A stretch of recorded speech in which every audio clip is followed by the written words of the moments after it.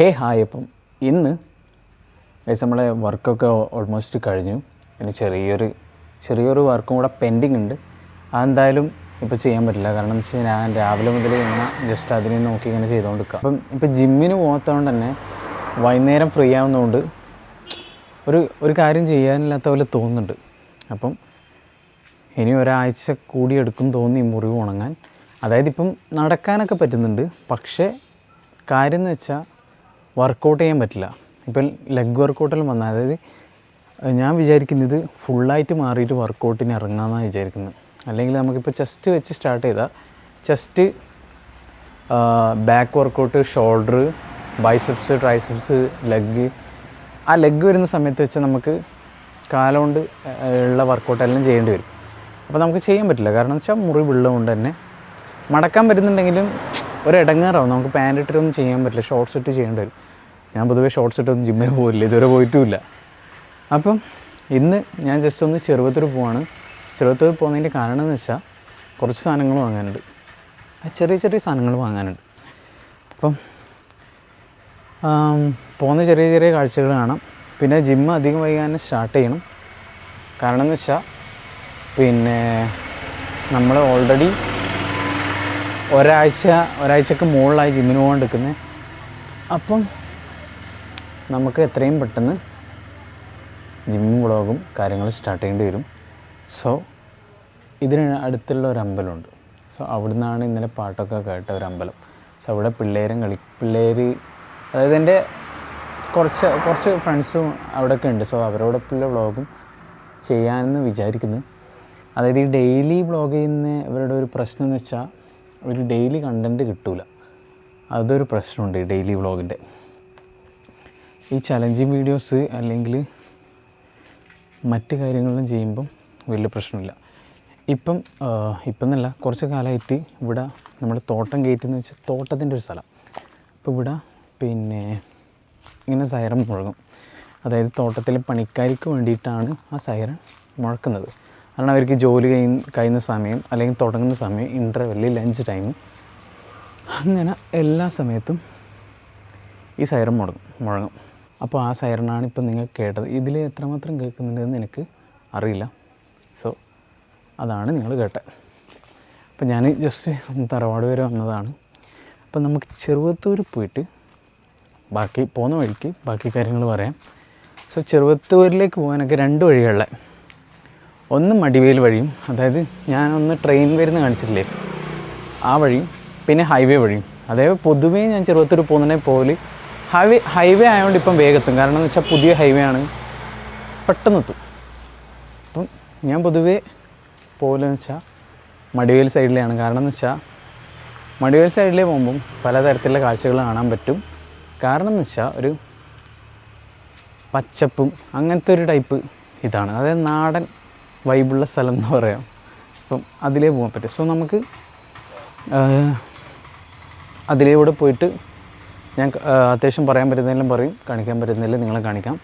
So നമുക്ക് എന്തായാലും ഇറങ്ങാം. കാരണം വെച്ചാൽ മഴ ഏകദേശം പിടിച്ചിട്ടുണ്ട്. വഴിയിൽ നിന്നും പെയ്യാണെങ്കിൽ കുഴപ്പമില്ല, നമ്മുടെ കൂട്ടും കാര്യങ്ങളും എടുത്തിട്ടുണ്ട്. സോ നമുക്ക് നേരെ പോവാം. ഓക്കെ ഗൈസ്, അപ്പോൾ നമ്മൾ സ്ഥിരം സ്പോട്ടിൽ തന്നെയുള്ള ഇങ്ങനെ ഇപ്പം ഈ വഴിയിലൂടെയാണ് ചെറുവത്തൂർ പോവുക. പുതിയ ഹൈവേൻ്റെ പണി അതിൽ നടക്കുന്നുണ്ട്. അപ്പോൾ അങ്ങനെയാണ് സംഭവം. അപ്പോൾ നമ്മൾ വണ്ടി ഇവിടെ ജസ്റ്റ് വെച്ചിട്ടുണ്ട്. നല്ല രസമില്ല ഈ ഒരു ഫ്രെയിമാണ്. സോ നമുക്ക് നേരെ വിടാം. എന്തായാലും ഇവിടെ നിൽക്കുന്നില്ല. ഓക്കെ. സോ ഗൈസ്, അങ്ങനെ നമ്മൾ ഷോപ്പിലെത്തി. ഇതാണ് ഷോപ്പ്. സോ നമുക്ക് സാധനം വാങ്ങിയിട്ട് ബാക്കി വീട്ടിലെത്തിയിട്ട് പറയാം. കാരണം വെച്ചാൽ കുറച്ച് സാധനങ്ങൾ വാങ്ങാനുണ്ട്. സോ അത് വാങ്ങിക്കഴിഞ്ഞിട്ട് നമുക്ക് പോവാം. ഓക്കെ. അപ്പം ഇവിടെ നിന്ന് എൻ്റെ മൈക്ക് ഓഫ് ആയിപ്പോയി. അപ്പം ഞാൻ പറയുന്ന കാര്യം എന്ന് വെച്ചാൽ ഞാൻ 2-3 സാധനങ്ങൾ ഇന്നലെ വാങ്ങാൻ വിട്ടുപോയി, അത് വാങ്ങി. സോ ഇനി നേരെ ഇവിടുന്ന് വീട്ടിലേക്ക് പോയിട്ട് ബാക്കി കാര്യങ്ങൾ പറയുന്നതാണ് കേട്ടോ. സോ നമ്മളങ്ങനെ വീട്ടിലെത്തിയോടും കാണുന്നൊരു ഇത് വെച്ചാൽ മൂത്തമ്മ ഇവിടുന്ന് വിളക്ക് കത്തിക്കുന്നുണ്ട്. സോ അങ്ങനെയാണ്. അപ്പം ഇതൊരു ചെറിയ വ്ളോഗാണ്. അപ്പം എനിക്കിപ്പം ജിമ്മിന് പോകാണ്ട് നിൽക്കാൻ അതായത് പോയി ഇതായിട്ടില്ല. ഇപ്പം മുട്ട് മുറിഞ്ഞുകൊണ്ട് തന്നെ പോകാനുള്ള ത്വരാന്ന് പറഞ്ഞാൽ നല്ലോണം എന്ന് വെച്ചാൽ നല്ലോണമുണ്ട്. അതായത് ഞാൻ അടുപ്പിച്ച്, അതായത് ഞാൻ അതായത് എന്തെങ്കിലും തിരക്ക് വന്നാൽ മാത്രമേ ഞാൻ ജിം സ്കിപ്പാക്കലുള്ളൂ. അപ്പം ഇതിങ്ങനെ ആയതുകൊണ്ട് തന്നെ എനിക്കിങ്ങനെ പോകാനുള്ള ത്വര കൂടിക്കൊണ്ട് നിൽക്കുക. ജിമ്മിന് പോകാണ്ട് നമുക്ക്, അതായത് പോയിക്കൊണ്ടിരിക്കുന്നവരുടെ കാര്യമെന്ന് പറയുന്നത്, ജിമ്മിന് പോകാണ്ട് നിൽക്കുക എന്ന് പറയുന്ന ഒരു ഇഷ്ടമില്ലാത്ത കാര്യമാണ്. ജിമ്മിന് പോകുന്നതാണ് എനിക്ക് ഏറ്റവും ഇഷ്ടമുള്ള കാര്യം. എല്ലാ ഞായറാഴ്ചകളിലും പോകാൻ പറ്റില്ല നമുക്ക്. അതായത് അങ്ങനെ ഞാൻ പോയിക്കൊണ്ടിരുന്നത്. ഇപ്പോൾ ഈ മുട്ട് മുറിഞ്ഞുകൊണ്ട് മാത്രം പോകാത്തത്. സോ നിങ്ങളും ജിമ്മിന് പോകാൻ ആലോചിക്കുന്നവരാണെങ്കിൽ പോവുക. പിന്നെ 2-3 കൊല്ലം കഴിഞ്ഞാൽ അതൊരു നമ്മളെ ഹാബിറ്റായിട്ട് മാറും.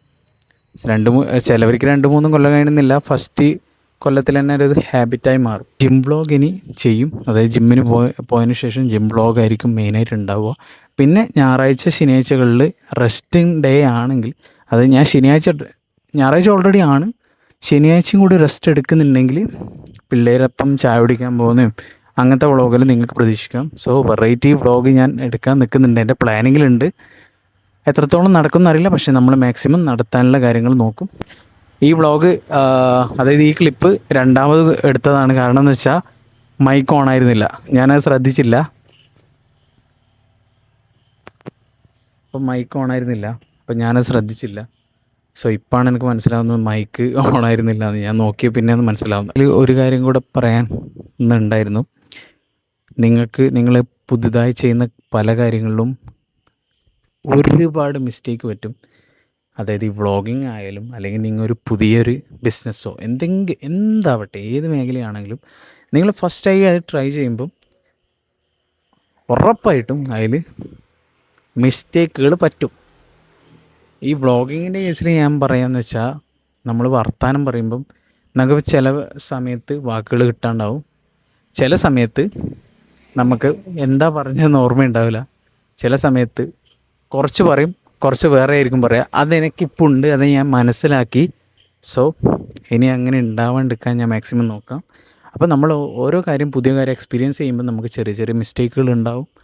സോ അതായത് ആ മിസ്റ്റേക്കുകൾ എന്ന് പറയുന്നത്, നമ്മളിത് എത്രത്തോളം എക്സ്പീരിയൻസ് ആവുന്നോ അത്രത്തോളം ആ മിസ്റ്റേക്കുകളും കുറഞ്ഞ് വരും. അത് നമ്മൾ എന്ത് കാര്യത്തിനായാലും, അതായത് ഞാൻ നേരത്തെ പറഞ്ഞ പോലെ ജിമ്മിന് പോകുന്നതായാലും, അല്ലെങ്കിൽ നമ്മൾ ഇനി ക്രിക്കറ്റ് കോച്ചിങ്ങിന് പോകുന്നയാൾ, അതായത് എന്ത് തരത്തിലുള്ള മേഖലയായാലും നമുക്ക് ഫസ്റ്റ് അത് ചെയ്യുമ്പം പാടായിരിക്കും, അല്ലെങ്കിൽ പല തെറ്റുകളും സംഭവിക്കും. സോ അതെല്ലാം നമ്മൾ ഇതിൻ്റെ ഭാഗമാണെന്ന് വിചാരിക്കുക. സോ അത് ഒരു നാൾ എല്ലാം ക്ലിയറായി വരും. അങ്ങനെയാണ്. സോ അതിൻ്റെ പേരിൽ നിങ്ങൾ ആരെങ്കിലും ജഡ്ജ് ചെയ്യുന്നുണ്ടെങ്കിൽ ജഡ്ജ് ചെയ്തോട്ടെ, കുഴപ്പമില്ല. കാരണം എന്ന് വെച്ചാൽ എല്ലാം നമ്മൾ പഠിക്കുന്നതെന്ന് വെച്ചാൽ, നമ്മൾ തുടക്കത്തിലെ എല്ലാം നമുക്ക് പഠിക്കാൻ പറ്റില്ല. എല്ലാം നമ്മൾ നമ്മുടെ മൈൻഡിൽ ഇതാക്കിയിട്ടല്ല നമ്മൾ ഈ ഭൂമിയിലോട്ട് വരുന്നത്. അപ്പം ഓരോ കാര്യങ്ങളും നമ്മൾ പഠിച്ച് വരിക. അതായത് 0 എല്ലാം ഓരോന്നായി പഠിച്ച് വരുന്നത് തന്നെയാണ്. അങ്ങനെ പഠിക്കാൻ പറ്റുള്ളൂ. സോ അത്രയേ ഉള്ളൂ. അപ്പോൾ ഈ കാര്യം കൂടെ ഇവിടെ പറയണമെന്ന് തോന്നി, അതുകൊണ്ട് മാത്രം പറഞ്ഞേ. ഓക്കെ. സോ അപ്പോൾ ഇന്നത്തെ വ്ളോഗ് അത്രയേ ഉള്ളൂ. സോ ഞാൻ നേരത്തെ പറഞ്ഞ പോലെ പുതിയൊരു വ്ളോഗായിട്ട് നാളെ കാണാം. So by.